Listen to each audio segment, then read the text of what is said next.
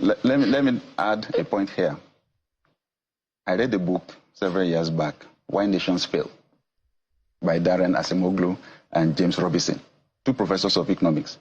They studied why some countries are developed and why some are not. The basic thing they found, the political evolution of each country. So they found out that in most countries, the natural tendency as humans is you have a small group of people in the elite class.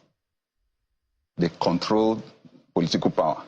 Then they use political power to channel economic resources to benefit themselves and the people close to them. That's where Africa still is. That's where we still are.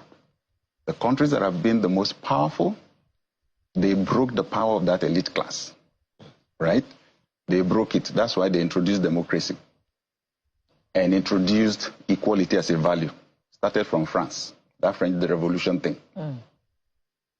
Until you do that. The price of bread. Thank you.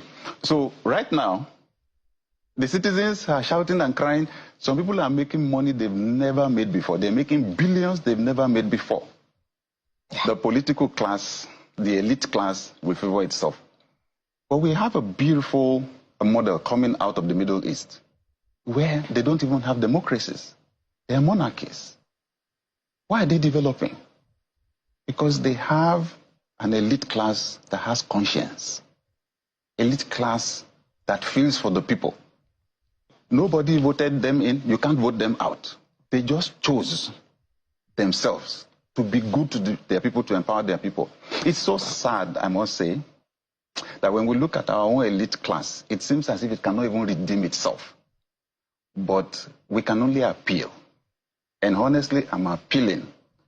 I've become part of the elite class now.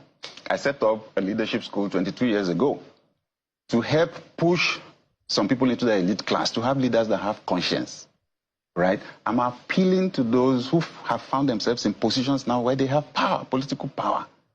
Look, at the end of the day, they will pack you inside a box. My dad passed some few months back. We buried him about 4 weeks ago. And as I looked at his coffin, I remember the title of a book that I read. Still in my library. It all ends up in the box. Yeah. So in our family, we love to play Monopoly, you know, financial education game.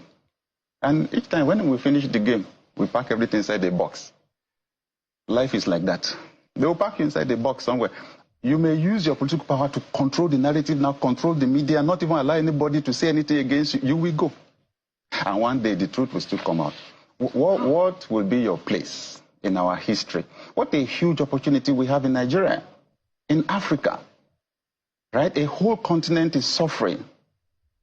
And I just want to appeal.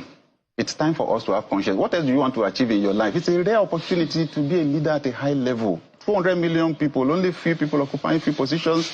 As we celebrate Nigeria's independence, I want to appeal to those of us that occupy positions, especially in government, that it is time to add conscience to that power and realize success is not about what you acquire, it's actually about what you give. I have 10 other